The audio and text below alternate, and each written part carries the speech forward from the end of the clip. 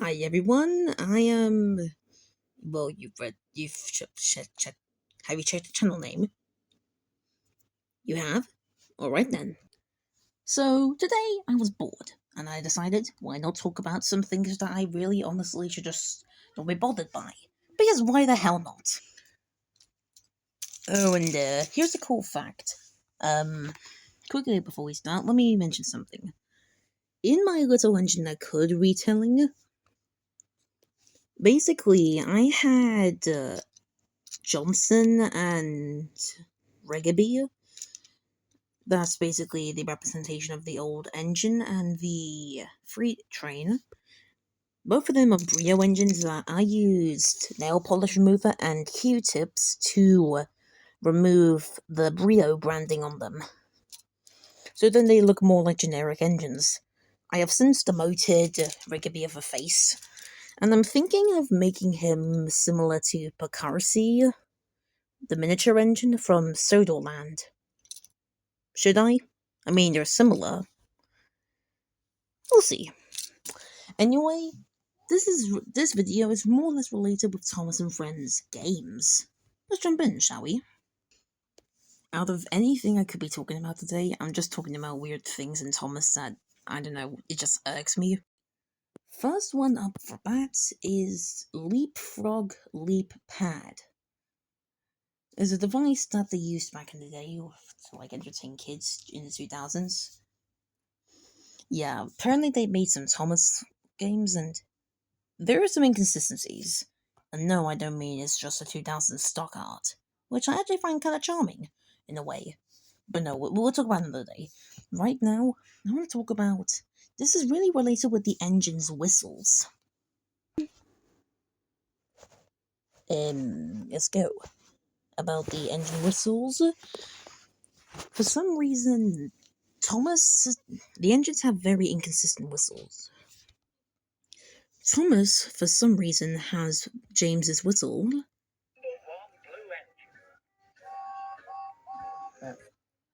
And yeah, like, why the hell do you have James's whistle, you doofus? Oh, I'll take offense to that. So Thomas has James's whistle, and Edward, Henry, James, Gordon, and Percy all have generic whistle sound effects. Edward's whistle sounds like this. The number 2 blue engine. I think that's like a higher pitched version of the whistle sound effect you'd hear in like the old 2000s Flash games. Like where you can play it and you hear the wee wee wee noise. If you play 2000 Thomas games, you will probably know what I'm on about. Henry's whistle sounds like this. Like, what the heck? As far as I'm aware, it's a generic whistle sound, so I don't know. As for Gordon, his whistle is the most generic American whistle stock sound effect there could be. The number 4 big express engine. Is basically a lower tone version of the whistle sound that would have been used for like Lexi, Ferdinand, Rainbow Sun from Magic Railroad. It's weird, like, why is it so wrong, bro? As for James, his whistle sounds like.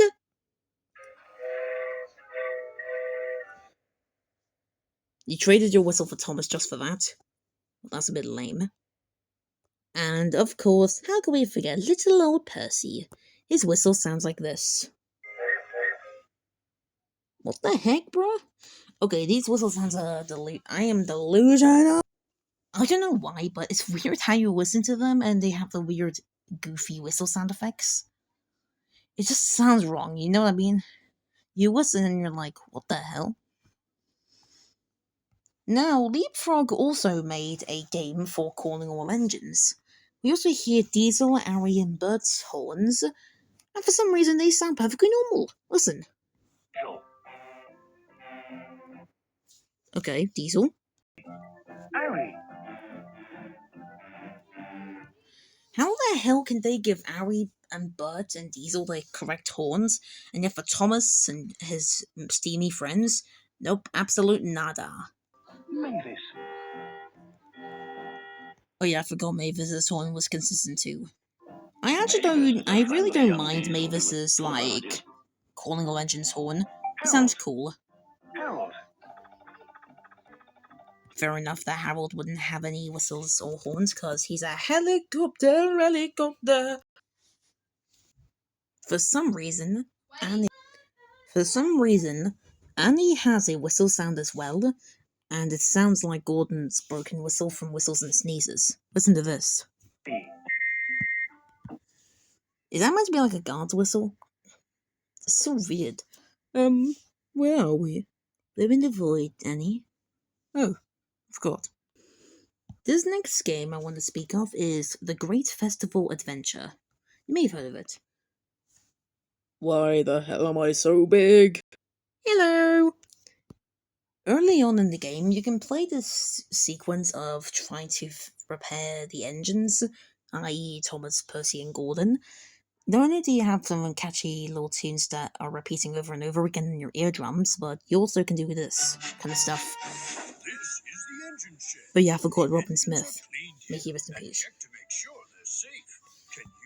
Basically, you can just like grab a sponge, polish them up, get some oil cans, oil their joints, like spank a friggin' spanner of something on their sides because that will do a lot of good for them. Dump some coal in their butt and then mob's your uncle. Off they go. You basically got Thomas's branch line, Thomas's theme from season 1, Percy's tune from season 1. They're like bidoo, bidoo, bidoo, bidoo, bidoo. Sending a Percy, polish him up, give him some oil, spank a spanner on him, fill up his bunker, and Bob your uncle, he's out. Also, I just realized something. Look at the track.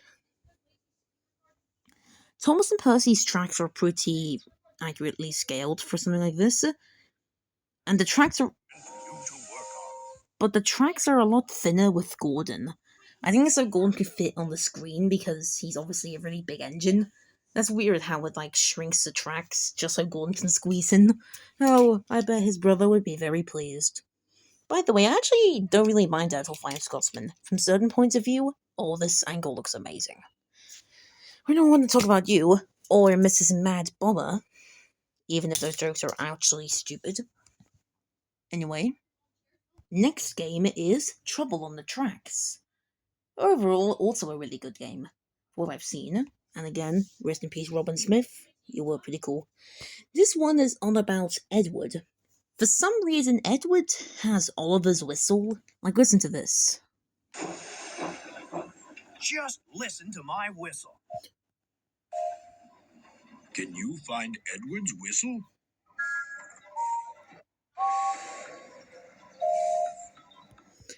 Yeah, Edward has Oliver's whistle.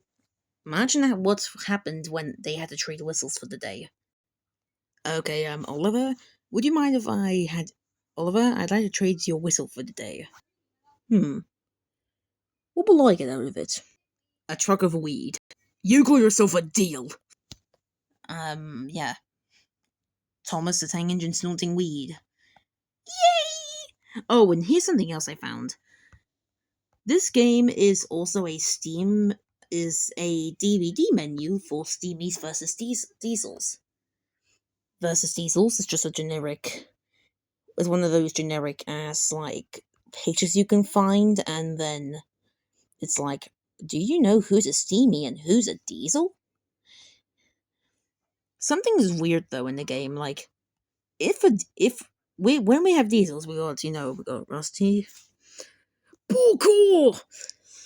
Boko, we got Mavis, Ari, Bert, Diesel characters. A bit weird why you include Boko, but okay.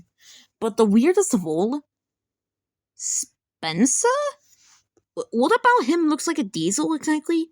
Oh well, he has a very square body. Well, have you considered the fact he has a funnel which releases steam, and he has a whistle? In other words, what amount of weed were you on when you decided that Spencer must be a Diesel? That would be a disgrace, wouldn't it? That would have been so weird, though. I just imagine how funny that is.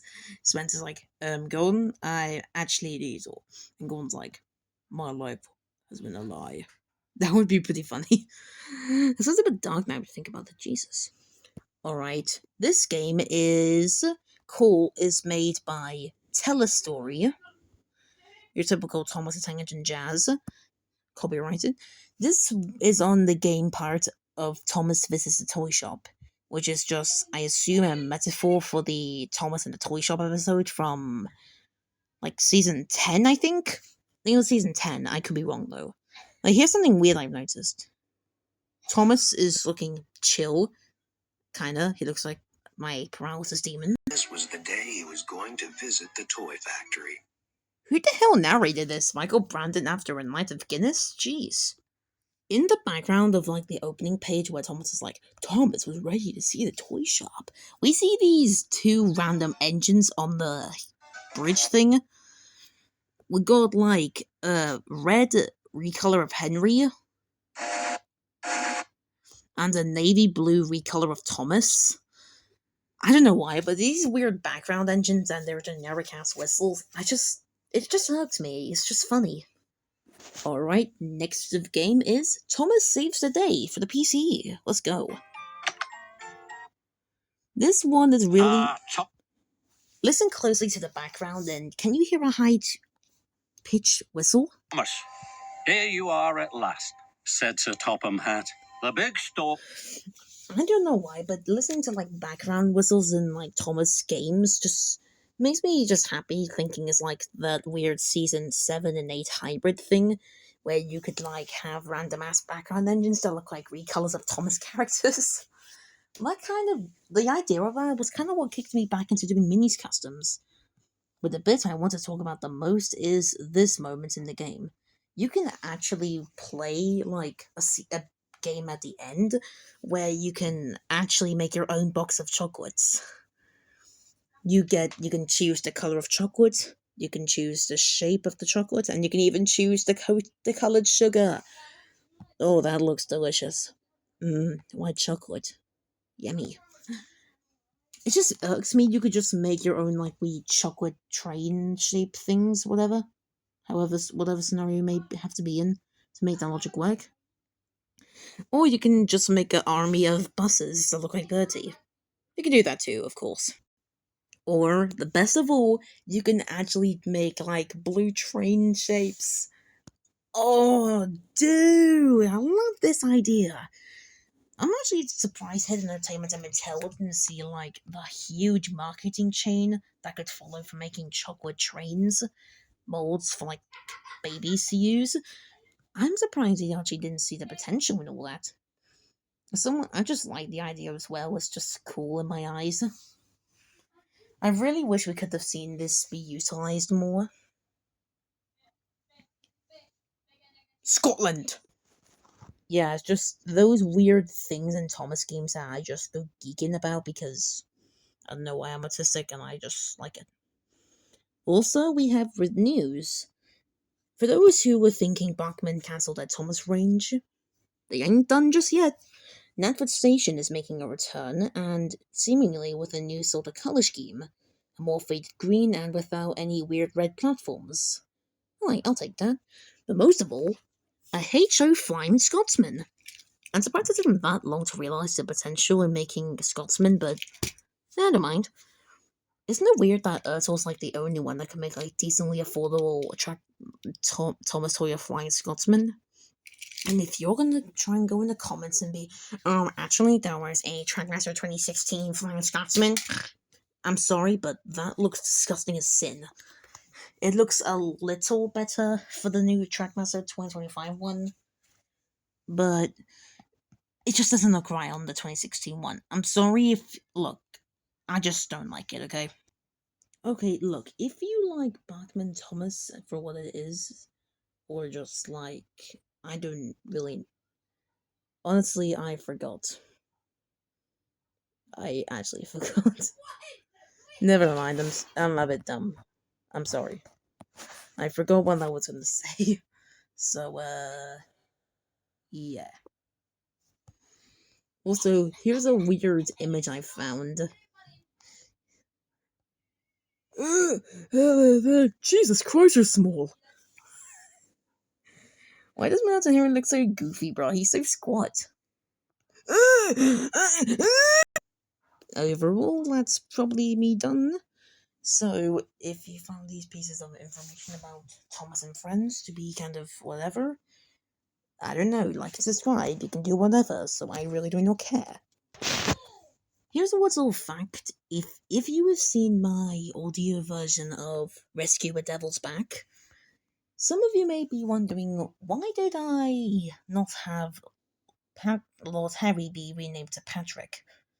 Well, since I have Jack in the Pack also appear in the series, with the cement mixer by the name of Patrick being included, I didn't want to get to save up any confusion between either him and between Patrick the Mountain Engine and Patrick the Cement Mixer, but yeah, I just feel like them having the same name is a bit weird. That's why I decided to just rename Lord Harry just to be Harry. Bit of a bland name, but hey, I don't really care. I find it a little more intriguing, and there was a more a fact of him being humbled. And again, I really hate the fact we didn't get to see the Coldy Fell Railway in the TV series. Even, apparently they were going to be in season 5. And god damn it, I wish I could have seen that. That would have been so good. I mean, even for season 4, I think they could have at least pulled something off with doing them. I know the Naragi dinners were fiddly as frick to handle, but hey, I could have seen them doing it pretty well. I mean, 5 of the mountain engines are literally cubes. I don't think it would. You can have them with opposable eyes as well. I don't know. Just god damn it! I wish Coldy and his broskies appeared in the TV series. Even coming CGI, they could have done that. Anyway, to end off this video, I will just do a random slideshow of random crap because I'm bored. You think you've won? You think I don't know what I gained from my people? When I look at my drawing of Choppy, his footplate going that low makes me think of Gordon from the pilot. Like, Jesus, how low can they go? Remember when I mentioned I had no clue what V and Gordon were on about? Turns out I actually do know what they were on about. And here it is. In all its glory. Just admit it, Gordon. V, I don't know if I need to keep telling you this. I'm not gay! Isn't it even possible for non-faceless vehicles to even have feelings for one another? I mean, there's Turbine and Rieta, so... Oh, shut up, Rolly. What the hell are you even doing here anyway? This is even Bobsville or Spring City or wherever the heck it is you work. I would work anywhere, but not the wretched 2015 reboot. Oh yeah, I forgot.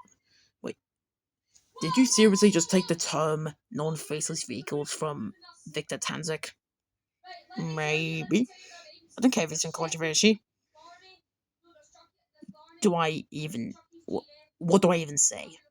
What can I even say? The fact you're gay. V, I swear to God! Alright, we can do this.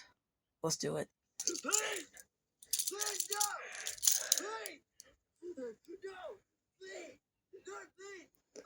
You talk too much. Shut up. Okay, I'm done.